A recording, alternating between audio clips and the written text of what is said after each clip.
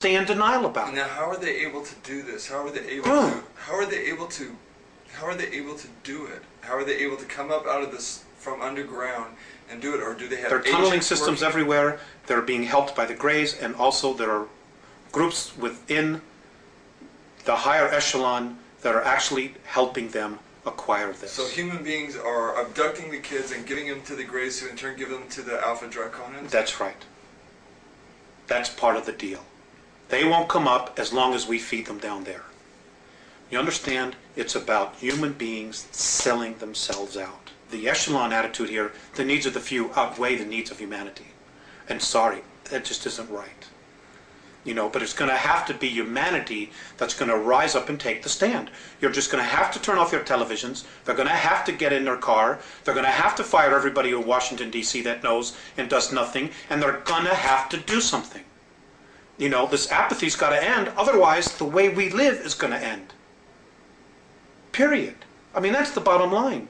You know, and I'm not coming from a fear space. I'm really quite angry about the apathy and the fact that, you know, when people give lectures and try to tell this, people want to stand up and fight with them. Look at what's happening around us. The indications are everywhere. Everywhere. The truth is now an obscure thing. You know, the lie is the norm. There's something wrong here. What's wrong with this picture? Sorry, I'm getting crazy. No, you're not. You're expressing frustration, I think. Why, aside from the carnivorous aspect to the Alpha Draconians, why else are they dangerous to humanity? Because they don't like us. And what are they willing to do with humanity? Eat us. There's no need for us. I mean, look at where we are. Look at us right now as a civilization, as a society.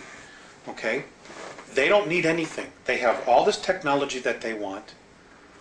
We can't really offer them except maybe work, do some work for them. But they don't need all of us to work for them. They don't respect human life in any way whatsoever. And this goes back to Lyra, to where the original war started. When they got to Lyra originally, they saw this human race that was plentiful in food, that could grow food, that could do all of these agricultural things. And mankind on a whole is really agricultural. We really, as a race, if we were left alone, would be nurturing the earth. We would be living in tribal communities like the Native American Indians did. You know, that's really our essence, our nature, I'm sorry. That's really our nature, our essence. And,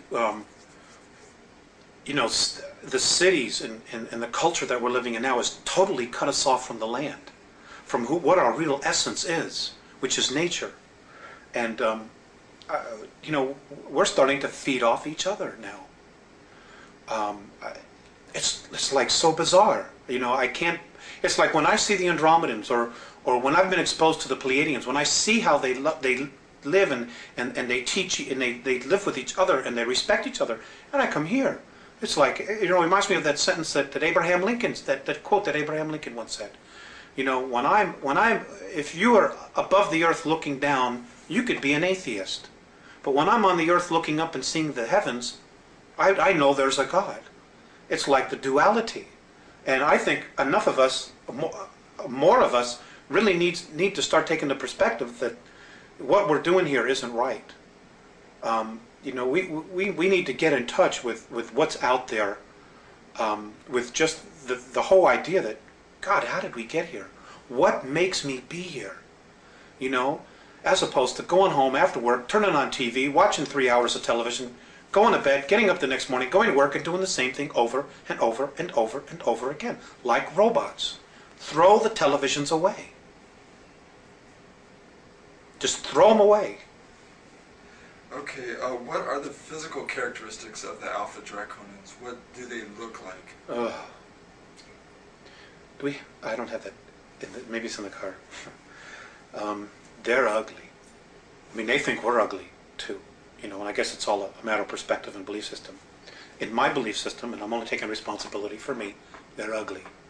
They're anywhere from 7 to 22 feet tall. They can weigh up to 1,800 pounds.